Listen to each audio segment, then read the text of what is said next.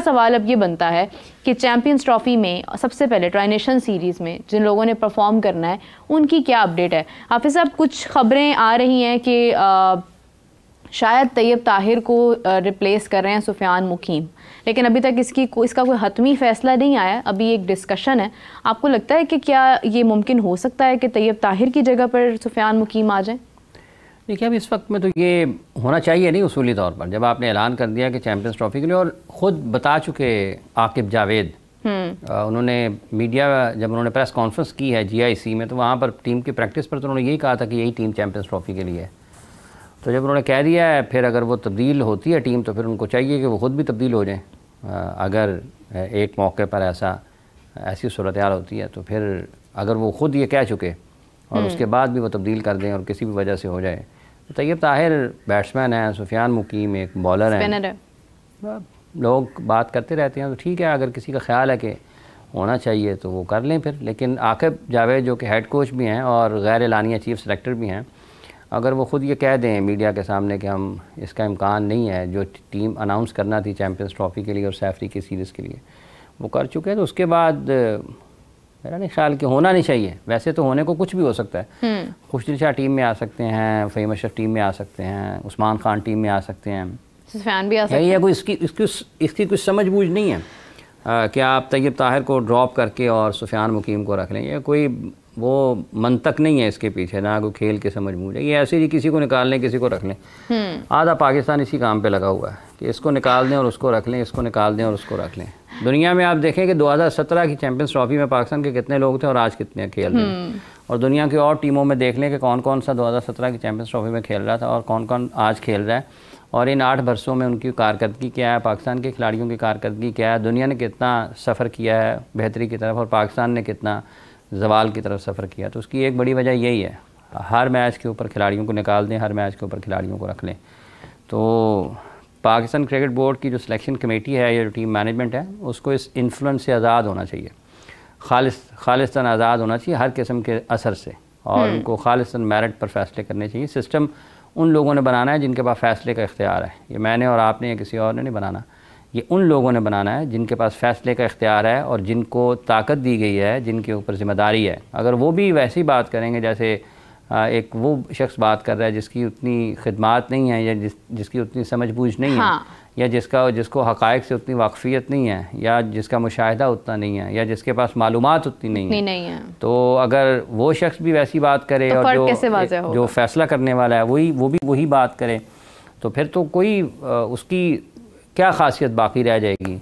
आज भी कोहिनूर किसी वजह से कोहिनूर है ना, तो उसकी दूसरों से क्यों वैसा नहीं है कोई, इसकी वजह होती है। तो इसलिए जो खासियत है, जो फ़र्क है, वो बरकरार रहना चाहिए और फैसलों से आता है, वो बातों से आता नहीं है, ना बयानात से आता है। जब आप फैसला करते हैं तो आपके फ़ैसले खुद बोलते हैं, आपको ज़रूरत नहीं पड़ती बयान देने की। जैसे कि ये टीम अनाउंस हुई है, आप कोई भी प्रेस कॉन्फ्रेंस ना करें, कोई भी बात ना करें, तो वो खुद बात कर रही होगी। देखें, फूल खिलता है तो उसको बताना नहीं पड़ता मैं खिल पड़ा हूँ। उसकी खुशबू सबको बताती है कि भाईजान ये इसकी खुशबू आ रही है। तो इसलिए जो लोग आला सतह पर हैं, उनके काम, उनके फ़ैसले, उनके इक़दामात ये पाकिस्तान की क्रिकेट की बेहतरी के लिए और इस निज़ाम की बेहतरी के लिए होने चाहिए। वो कोई बहुत ज़्यादा ज़रूरत नहीं है दलीलें देने की, बहुत ज़्यादा वजाहतें देने की। दलील देने की ज़रूरत है, वजाहत देने की ज़रूरत नहीं होती। वजाहत देने की ज़रूरत उस वक्त आती है जब आप कहीं ना कहीं कुछ ऐसा काम करते हैं जो कि सिस्टम से हट के है। ठीक है, ऐसा नहीं हो सकता कि आप, ये भी एक नामुनासिब चीज़ है ना कि एक बहुत बासलाहियत क्रिकेटर है जैसे साइम के बारे में, यहीं पर कितनी मरतबा उसके बारे में बात हुई है, और जब से उसका इंटरनेशनल करियर शुरू हुआ है हम हर मैच पर उसकी निगाह रखे हुए हैं, लेकिन उसके टैलेंट पर कभी बात नहीं हुई। उसके प्रोसेस पर ज़रूर हुई है कि इसका प्रोसेस क्या होना चाहिए था, इसको किस प्रोसेस के ज़रिए आपको इंटरनेशनल क्रिकेट खिलाना चाहिए था। आप इसको लाना चाहिए था आपको वाइट बॉल क्रिकेट से, या फिर आपको इसको लाना चाहिए था रेड बॉल क्रिकेट से। तो आप देख लें कि जब वो लंबी क्रिकेट खेला है उसका फ़र्क लोगों ने महसूस किया है। ठीक है, तो ये जो टैलेंट आय होती है पिक करने वाली, जो समझ बूझ होती है, ये भी हर किसी के पास नहीं होती। ये जो, और ये लाजिम नहीं है क्योंकि बहुत अच्छी या बहुत लंबी क्रिकेट खेला हुआ है तो वो उसको दूसरों को पढ़ने की सलाहियत भी उतनी अच्छी है। ये मुख्तलिफ लोग होते हैं, उनकी मुख्तलिफ सलाहियतें होती हैं, और हर सिलेक्शन कमेटी में जूनियर और सीनियर में कुछ लोग ऐसे ज़रूर होने चाहिए जिनकी टैलेंट को परखने की आई बहुत शानदार हो, ताकि और फिर वो लोगों के साथ शेयर करें। आप कोई बहुत ही गैर मामूली सलाहियतों का हामिल खिलाड़ी हो, आप उसको सिस्टम से हटा के डाल भी सकते हैं, लेकिन फिर भी अगर आप सिस्टम को मजबूत करेंगे तो वो पकते पकते ऊपर आएगा। तो जब आप हाईएस्ट लेवल पर आते हैं वहाँ पर आके आपने परफॉर्म करना होता है। वहाँ पर ये नहीं आके ठीक करना होता कि यार इसकी ये टेक्निकल इशू है, इसका ये टेक्निकल इशू है। टेक्निकल डेफिशिएंसी आपके खेलते हुए भी आ जाती है, लेकिन आप प्रोसेस के ज़रिए आते हैं तो आपका सक्सेस रेट बेहतर होता है। तो आपको सक्सेस रेट बेहतर करने की ज़रूरत होती है। ये नहीं आपको करना चाहिए, ये करने की कोशिश नहीं करनी चाहिए कि ये यार एक सीरीज़ जीत जाएँ, जैसे तैसे जीत जाएँ, उसके बाद देखेंगे। और ये जो आज सिलेक्शन की बात हो रही है, आकिब जावेद साहब तो अब आए हैं, ये बुनियादी तौर पर जो सबसे ज़्यादा गुफ्तगू होनी चाहिए थी उसकी ज़रूरत ये थी कि क्या आज आप खुशदिल शाह और फ़हीम अशरफ की तरफ जा रहे हैं तो इसका ज़िम्मेदार कौन है? इसका कौन है ज़िम्मेदार? आंसरेबल कौन होगा? इसका आंसरेबल आकिब जावेद नहीं है। इस टीम के सिलेक्ट करने के वो हैं और उनको जवाब देना है। लेकिन इतनी किल्लत क्यों हुई है? इसका कौन जिम्मेदार है? तो वो पाकिस्तान क्रिकेट बोर्ड में जो लोग 5-7 बरसों से बैठे हैं, इसके ज़िम्मेदार वो हैं कि उन्होंने पाकिस्तान के सिस्टम को उस काबिल क्यों नहीं बनाया कि आप एक के बाद एक आपका खिलाड़ी होता।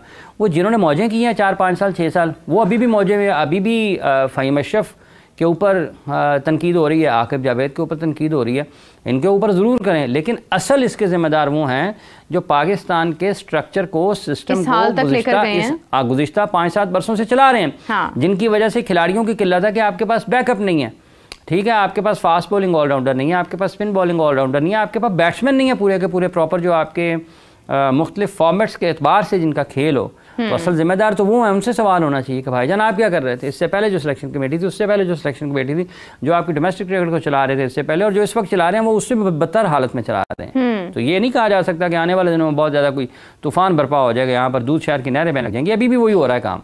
तो जो गुज़िश्ता 5-7 बरसों से कर रहे थे, पूछा तो उनको कटहरे में, तो उनको आना चाहिए कि भाईजान आप बताएं कहाँ है पाकिस्तान का फास्ट बॉलिंग ऑलराउंडर, कहाँ पर है पाकिस्तान की स्पिन बॉलिंग ऑलराउंडर, बैट्समैन कहाँ पर हैं, पावर हिटर्स कहाँ पे हैं।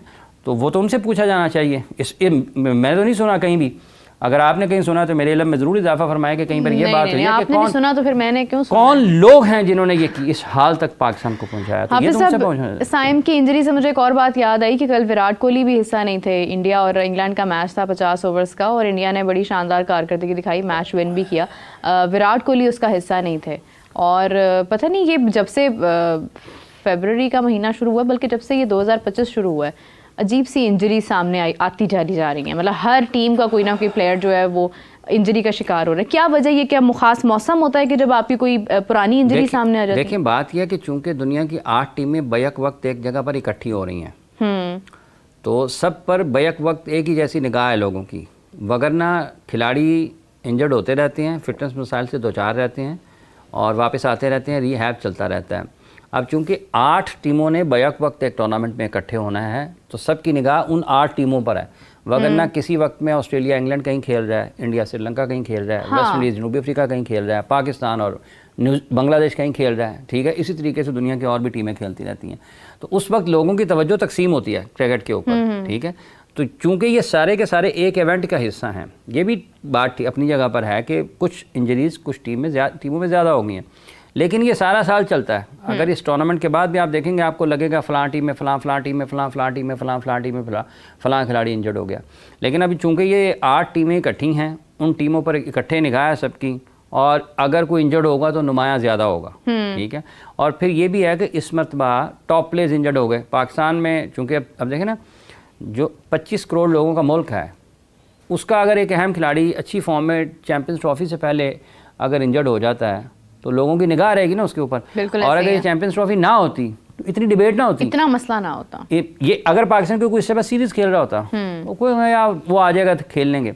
तो इसी तरीके से जब शाहीन अनफिट हुए थे, उनकी भी ऐसी गुफ्तगू हुई थी। तो आप चूँकि टूर्नामेंट में आ गए हैं, टूर्नामेंट की तरफ जा रहे हैं, तो लोगों की निगाहें हैं, उस वजह से ज़्यादा हो रहा है, गुफ्तगू ज़्यादा हो रही है। ऑस्ट्रेलिया के 4 खिलाड़ी हो गए, साउथ अफ्रीका के हो गए, पाकिस्तान के हो गए, इस वजह से मेरा ख्याल ज़्यादा है। वगरना ये इंजरीज सारा साल चलती रहती हैं मुख्तलिफ खिलाड़ियों को। जोफ्रा आर्चर 2019 के वर्ल्ड कप के बाद से लेकर अब तक वो इंजरी घूम रहे थे, इंजरी कभी उधर गए कभी उधर गए कभी उधर गए, लेकिन जिस प्रोसेस के ज़रिए वो वापस आए हैं, अगर लोग उसको भी स्टडी करें और पाकिस्तान में लोगों को उनको बताना चाहिए कि वो वापस कैसे आए हैं, उनका प्रोसेस क्या था वापस आने का, तो वो एक बहुत एक दिलचस्प हकीकत है कि कैसे उनका रीहैब किया गया, फिर उनको जो उनका क्रिकेटिंग रीहैब है या कम बैक है, क्रिकेटिंग रीहैब से मुराद ये है कि वो क्रिकेट में वापस कैसे आए। हाँ। तो ये नहीं है कि विदा से डॉक्टर ने कहा ठीक है तो उनका चलो जी ऊपर जाओ, उनको किस प्रोसेस के ज़रिए वो वापस लेकर आए हैं चैम्पियन बॉलर को, तो वो भी एक देखने वाली चीज़ है। हम इंतज़ार कर रहे हैं जी, ये देखें यदि आप ये इसने घुटने की इंजरी है,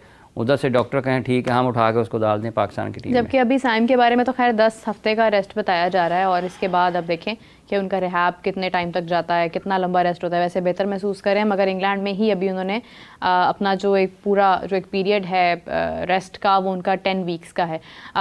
मैं वैसे तो मेरी दिल की ख्वाहिश है कि कादिर साहब भी हमें ज्वाइन करें, ताकि हम कादिर साहब से ज़रा 2-3 सवालात करें। एक तो विराट कोहली के ऊपर उन्होंने बड़ी खुलकर बात की थी कि विराट इंजर्ड नहीं हुए कभी, तो वो माशाल्लाह बड़ी बेहतरीन नज़र है कादिर साहब की। और दूसरा, उन्होंने बाबर आजम का मोबाइल भी गुम हो गया, मुझे लगता है कादिर साहब ने छुपाया हुआ है, तो उनके साथ काफ़ी सारी ना गर्मा गर्म गुफ्तगू करनी है, तो उनका मुझे बेसब्री से इंतज़ार है।